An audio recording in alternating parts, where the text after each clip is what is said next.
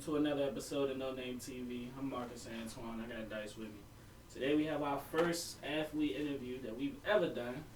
None other than Caelen Carson from Wake Forest, man. Let them know where you from. From Waterville, Maryland. You born and raised over here? Yeah. So how was it seeing your hometown change over time? Because Waldorf today is nothing like it was 10 years ago. Shoot. It's crazy, honestly. Like, I don't know, from when we first started, like, when I first grew up here, it wasn't nearly like what it is today. Like, everybody into some other stuff now. Back then, it wasn't like that. Everybody was kind of like... Everybody was cool. Yeah, cool, playing sports, all that. Now everybody... Do you think the love has changed in any way for you? Because you still, basically, you in the middle, you neutral, because you doing your own thing. So do you feel like the love that you receive from both sides of everybody in your hometown, is it the same or has it changed? I feel like it changed. From like, I say, middle school, everybody kind of cool, like, you get the love. Then high school, I went to North Point. I supposed to go to St. Charles. I'm zoned for St. Charles, but went to North Point. So you're saying North Point be cheating? All right, cool. Nah, I was in STI. I'm cool. What's STI? That's like the little program or whatever. They be cheating, because I ain't even heard of that. But was in that. I went to North Point. Then everybody kind of was like, some people was rocking with me, some people wasn't. Then like I started getting offers. Then you had some people rocking me, some people wasn't. Then like a lot of people wasn't rocking with me like my senior year. After we lost to y'all. You talking about St. Charles? I beat him on his home field. I'm 1-0 against a D1 football player. That's all I'm saying. I cheated. Anyway. We won in overtime. I don't know how we cheated. On y'all field once again. I give you that. And didn't we stop y'all before we scored? Bruh. Yeah, so that means y'all had a chance to beat us and still lost. Bruh, I give y'all that. I had no choice. But nah, though. From there to, like, college, it's a lot of fake love in college, though. Like, I don't think nobody really expected me to be good or, like, expected me to, like, do what I did in college, basically. And then after that, basically, got a whole bunch of fake love off of that. So how was it transitioning from a dominant high school to going to college where it's like you're essentially still playing against grown men? Some of these people have been here 4 years, 5 years. So how was the transition being one of the best on the best team to being just another player on the team?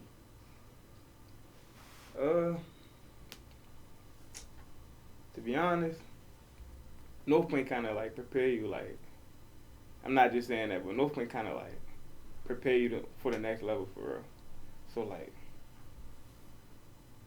it was a jump, but it wasn't that big of a jump. Like if I went to like Stone or something, then to Wake Forest, it'd probably be a big jump. But we was already kind of running like college defenses and like that type of stuff. And then like, as far as like being like regular on the college level, I started as a true freshman, so like I never was like, I was always kind of like, I'm not saying the best, but like one of the best players, like. So. What made you start playing football, or like, did you have any other sports that you played, or was football your main sport? I played basketball, ran track. I played soccer for a year, but I played football for my brother, to be honest. Like, he used to take me outside when I was like 3, but haven't playing out with like the older kids and stuff like that. So. Now, were you playing those sports to really play them, or was it more like you playing those sports to help you with football? I was like at some point I thought I was a basketball player, like middle school. Thought I was a little hooper. I think everybody goes through that phase, but once I got to high school, I kind of knew like it was nothing for basketball. Like, I definitely didn't want to see St. Charles on that court. oh nah, Yeah, we had Jimmy Ball. We was straight. I don't even know who that is. That's our coach. Coach Ball. The only Coach Ball I know is football coach, line coach for St. Charles, best line coach. How you don't know about Coach Ball, North Point? Because the Coach Ball I know is the real Coach Ball. You can't play with big body Ball, man. He Probably is. Can't play with him. And he went to North Point. It's crazy.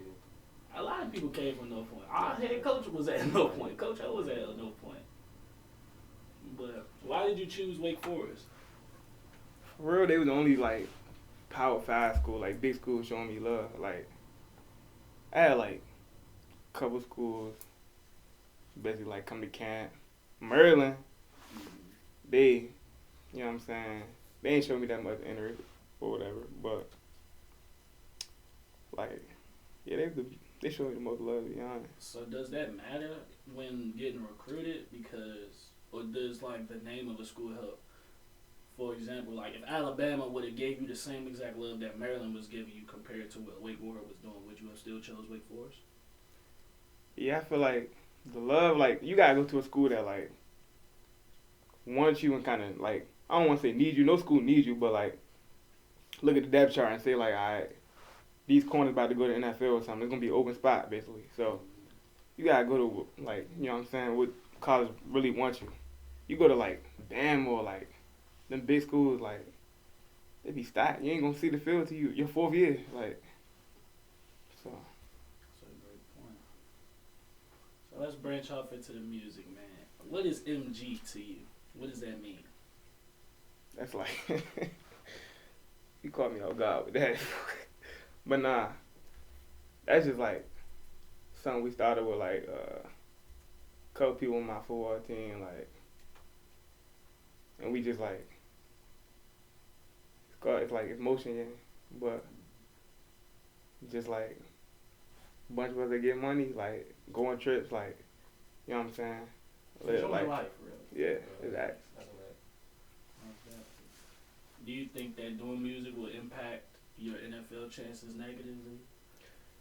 I mean, nah, I ain't cussing my music or nothing like that, or, you know what I'm saying? Like, But you know the stigma, like even with basketball players, like when they soon as they used to drop a song, it's like that's low key, like, I ain't gonna lie, like, that's why I kind of, like, deleted it and, like, not deleted off of YouTube, but, like, deleted off my page, and, like, even though I ain't cuss or whatever, you, like you say, you always got that stigma, like, Yeah. so, like, really chill out on that, for real. But why do you think that the stigma is still there? Because it's just essentially it's just another way to make money, for real, for real. It's another way to express yourself, and it's something safe to do when you're not on the field, you're not out partying, you're in the studio, you're making a song about the next game or the next play. You could even make a song for your school as an NIL deal. So, like, why do you think that that's the negative stuff is still clouding that? I'd say because, like, people always gonna have their opinion, like, especially the people who, like, you know what I'm saying, like, got these businesses and, like, at the top of the, like, organization, stuff like that, they always got their opinion. Yeah. And, like, at the same time, I'm playing for, like, you know what I'm saying, playing for the people that got the opinions and stuff, so. That makes sense. You did get 5K views in under a month. Yeah. Which is very good. Where do you think that support came from? Because even though you go to a school like Wake Forest and you have a certain amount of love in your area, 5,000 views is still a lot of views. So how do you think you achieved that goal in such a short time span? Really, like, I think because nobody really expected it, so, like, it just came out of nowhere, and everybody was like, what's this, basically? And, like, honestly, to be honest, I got a whole bunch of songs, but, like, it just come from being bored, like, and, like, you just, you know what I'm saying? That wasn't, like, the whole video shoot wasn't even planned. We just took a trip to Miami. We might as well just shoot a video out here or whatever. We did that, and, like, people didn't expect it, so, like, you know what I'm saying? Do you think about saving some of your music until you get drafted? To a point where it's like, all right, now I don't basically I don't have the higher ups at my school looking down upon it. I can kind of do a little more, have a little more freedom. Would you drop music then? Yeah, probably like after I'm in the league, like, but after I got my foot in the door though, like, not like on no rookie contract. Like I'm talking about like out of my foot all the way in the door. Like, but at the same time, with football, you're not really guaranteed nothing past a rookie contract. I know, but I'm trying like, you don't want to be on that rookie contract and they like, oh, he making music, he not focused, da da da. Like, Yeah. so I'm just trying, you know what I'm saying, like focus, make some plays, and then, you know what I'm saying, that could come later, to be honest. So you plan on going into the draft? Yeah, after this season, everything goes planned. Like, I'm trying to go to draft this season. How do you prepare for that? Really, for me, it's like it's been staying like to stay healthy, cause like, you know what I'm saying. Everybody play high school football, and like a lot of people that didn't go to college don't know how it is in college. But college football like break your body down. Like, you might walk in the house one day and your toe hurt, like some weird stuff like that. Like, so my biggest thing was just like staying healthy. Like my sophomore year, I played 9 games. I finished the season because I broke my shoulder blade. Then last year I pulled my hammy, so I played like 6 games. So it was like my production in the games that I do play is high, but I just gotta be healthy for a whole season. To be honest. Do you ever worry about some of those super serious injuries like the concussions and people that deal with CTE, or like you got guys that are forced to be motivational speakers because they lose an arm on the field? Because football is such a dangerous sport where you can still pass away on the field. So do you ever worry about stuff like that, or does the guy from the Bills, does his situation ever scare you from like playing football at all? Nah, like, he had a freak accident, but like, I feel like I've been playing so long, like even him, like he's back on the field right now, like I'm sure he got it in the back of his head probably, but I know like he about to get back on the field, so he ain't worried about it that much. So like, I feel like once you play for like a long time, you don't go in the field thinking like it's about to happen, like, so. No, I ain't really worried about that. Like, coming into getting ready to get drafted and stuff, do you think about like the business side a lot, like the market, like how you see how quarterbacks are getting paid, or do you pay attention to how people at your position are getting paid, or just defensive players in general? Yeah. Corners, I play corners, so corners, they getting that bag. Like, it's the hardest position. You think that's the hardest position in football? Besides quarterback, yeah. What makes quarterback harder? Quarterback, like, cause you run the show, like, you gotta make the checks, so like that should make it easier. But it's like, you know everything that's going on from the moment from the moment the play is said in the headset, you know everything that's supposed to go on. Think about it like this though. You think like completing the pass is that easy? Like, think how hard it is completing the pass. Like, it happens so often that you think it's just that easy, but like. You got Aaron Donald rushing at you. Like, you got that. You got to make checks. You got to read the defense. All while trying to make a pass. So, like. So, then why would you say cornerback is the second hardest then? Bro, them receivers is like the freak athletes. Like, jump 40 inches. Like, Tyreek Hill. Ain't nothing but shorter receivers. Listen, though. Tyreek Hill, like, people, you know what I'm saying? He probably 4'3", and like, yeah, corners might run a 4'3", and we might be shorter receivers, jump 40 just like them, but they don't gotta follow us around the field. We gotta follow them around the field. So like, a 4'3" dude running around the field, like, we gotta sit there and go stride for stride with him. You know what I'm saying?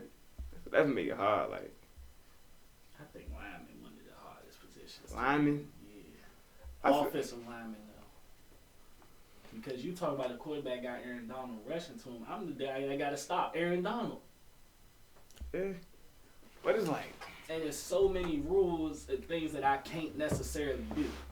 Put it this way though. I have my hand in the wrong spot. I'm doing everything right, but my hand just so happened to be 3 inches on the wrong part of his body. Now it's a hole. I understand what you're saying, but hit me out on this. You make a mistake, right? Probably nobody see it. Like, you know what I'm saying? You on the line. Unless you like really holding somebody. We make a mistake, we in the back end. It's a 50-yard touchdown. We make one little mistake, the band playing. Not if you a man in the island, like you ain't got no help. So like that's the same line though. Cause you still got if I make a mistake, the prize, the favorite son, gone out the game. Put it this way though, listen to me. You make a mistake, right? The D lineman get past, right? You still got your quarterback back there. He might make him miss anything. How many quarterbacks do I'm just Lamar Jackson. We got. But exactly. He couldn't even say everything. But listen though, at least they got a chance. If I get beat, if I do one wrong thing, it ain't no chance. Like the band playing, like. But would you rather a 50-yard touchdown or your quarterback gone for the rest of the game? Because at the end of the day, we can replace a quarterback. You can't replace a right tackle. You can't replace. You can't. I mean, you can, but the drop off from the starting lineman to the reserve lineman is crazy. What do you think the drop off is from corner though? Y'all got 17 corners. But listen though, 4 safeties. Listen though, can every corner can't? You can't just put a corner. Every corner can't just go in there and strap somebody, bro. You don't got the. Everybody don't got the Jalen Ramsey effect, bro. Everybody ain't blocking Aaron Donald. Everybody ain't. Nobody blocking him, so it don't matter. You put somebody, he gonna trash everybody. Somebody else, ain't nobody blocking. Boom, like the dude from Georgia that just with the Philly dude, like, ain't like 350, 6'6", running a 4-4. Yeah. I gotta stop him. You can run zone. You can run zone all game. I still gotta stop, bruh. We can run zone all game, right? But then that's a quarterback job to piece y'all apart. Exactly, and these quarterbacks getting paid like a lot of money to piece us apart. So it's like I don't know. I just feel like I had to speak up for the linemen a little bit. That's zone. We don't really get a lot of love. Linemen really don't get a lot of love and respect like they should. They really should be paid way more.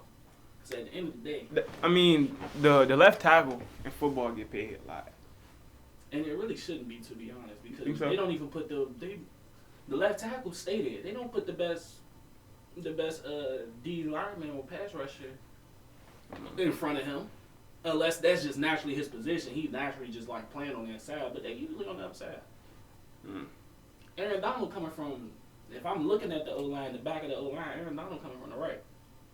They might move him around, but he's primarily he gonna come from that right side. I don't know. The right guard got a lot of problems to handle. You used to play guard? Sure did. It wasn't fun. I mean, it was fun, but like still, I had all the best defensive players on the right side. I don't know. I feel like I ain't gonna lie. Y'all got a hard job. Everybody in the field got a hard job, to be honest. But you gotta really think though, like stand in front of. Huh? Running back job ain't hard. Oh yeah. He just gotta follow the right play. You just gotta have common sense to follow somebody. But like corner, bro, that's. You gotta look at it. Like imagine if you pressing too, like you pressing somebody. Was getting different. Exactly. You strap him down, he still gonna get that. Exactly. Man, but do you pay attention to the NIL market at all? Cause you got to college before it was still like strict with the money, right? Yeah. So like, is there like any behind the scenes things you could give us about like the market and just how it plays into recruiting nowadays? Well, see, with the NIL now, it's like it's kind of like the bigger schools are kind of just like almost buying kids, and like college football becoming more transactional rather than like relationships and bonds and stuff like that. Like, what can you do for me? And basically, like, you got your like bigger schools that just be like, kid out of high school, I'm gonna pay you $100,000, like my NIL collective basically, and like a smaller school might not have that $100,000 basically. So of course the kid can go to the bigger school. That's really like a lot with the NIL collective stuff. Like, they just kind of buying kids, I feel like. Do you think that affects, like, the transfer portal, too? Yeah. And the transfer portal messing up high school kids, too, because, bigger school, not even bigger schools, but all college teams want people that played before. So a lot of people in the transfer portal are like, say I played 2 years or whatever. I enter the transfer portal, and they like a school offered me $50,000 or something. They're gonna take me before they take a guy from high school that might got potential or whatever, just because I played already, basically. So it's, now he won't get that offer, basically. So it's kind of messing up opportunities for high school kids. So what do they do? Like, if I'm about to go to a school but they ain't got enough offers, does that like create like a whole bunch of walk-ons now? Like, is there a lot more walk-ons just because there wasn't enough offers but the kids still wanted to go to this school?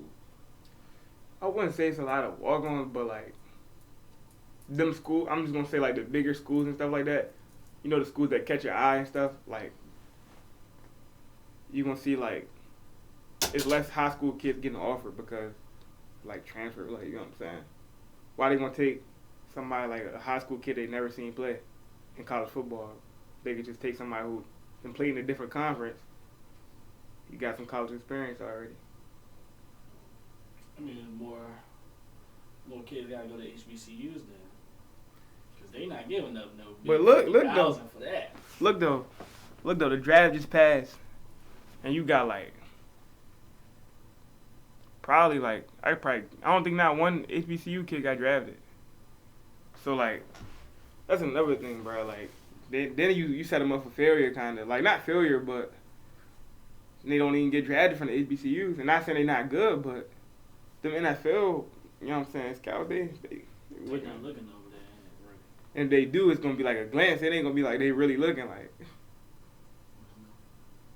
Do you think that like situations with Deion Sanders, like the coach could really, basically the name of the coach can determine who really get drafted in that?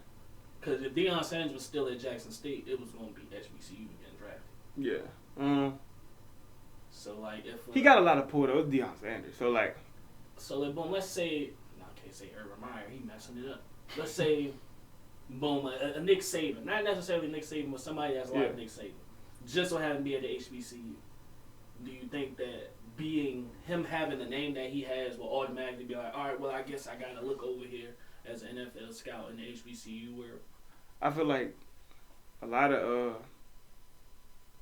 of coaches like that, like when they speak, it's like gold. So like NFL scout most likely gonna listen to like say a Nick Saban or like somebody like that. So I feel like bigger coaches go to like HBCUs or smaller schools. It could possibly work out, like, you know what I'm saying?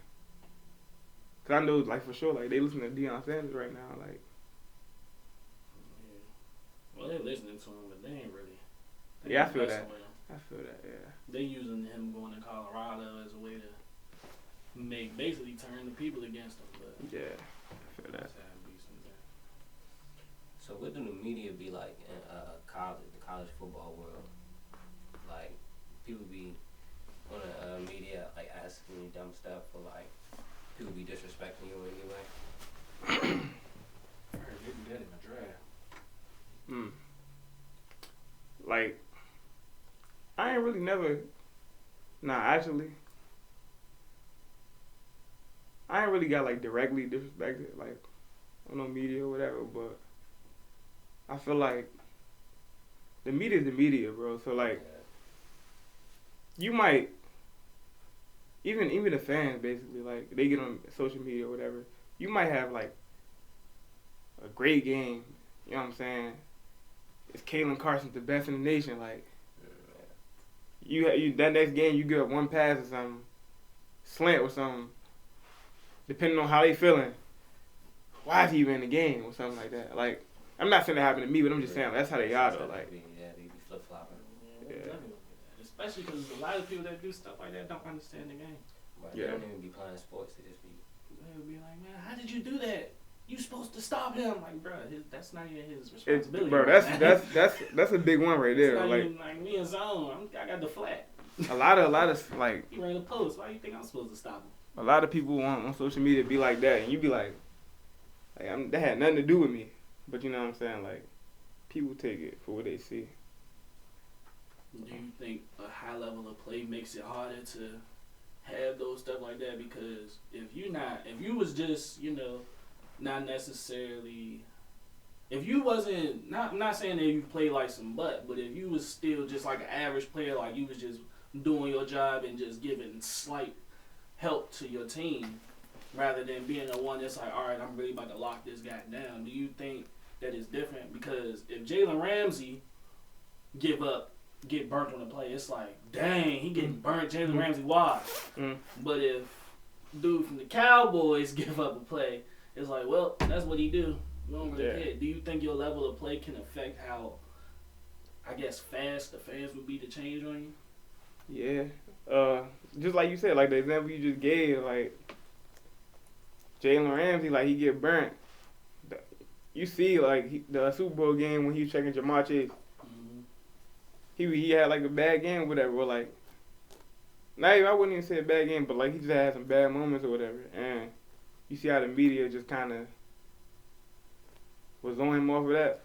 But if it was like another corner, it would be less said, you know what I'm saying? But that's kind of like I feel like for Jalen Ramsey, like that kind of tell you something about yourself. Like, everybody expect, a high standard from you, so. Well, we appreciate you for stopping by, man. No, for real. It's been a fantastic interview. Best wishes to you in your draft. I see first round, but maybe I'm blind. Who knows? Nah, for real, first round. Definitely first round. He can't guard me though, so NFL Come scouts. on, If you need a scout team tight end, I'm your man's. I just need about $10K and a free subscription to America's Best. Thank you. Thank you, Caelen, Carson, for coming by, man. Project NoName. We out.